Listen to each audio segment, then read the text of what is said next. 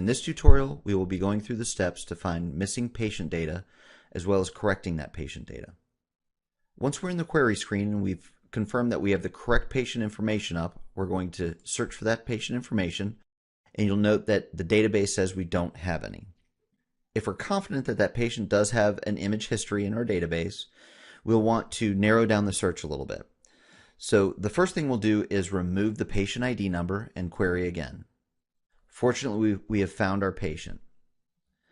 With data conversions, often the patient ID will come up as a no ID, and that's what we see here. If we still haven't found this patient, we can also narrow it down further by changing the gender to blank, changing birth dates to blank, or remove first and last name to broaden our search. Once we've found our patient, we're going to select the patient so that they're highlighted. Once the name is highlighted, we're going to come to our data correction checkbox here. We're going to click that. It's going to let us know that it won't allow us to do that until we download the images, so we're going to store those locally. Once the image information screen comes up, we have the ability to adjust our patient information. You would want to know what your correct patient ID is, and if you do, you'd cut and paste that patient ID in there. You're going to click OK, and that has corrected the patient information for that patient.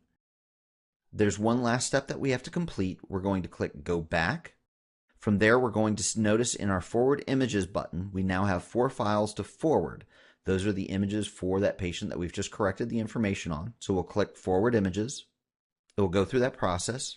We have now completed the steps for finding missing patient data information and making the corrections to that patient to update to the system.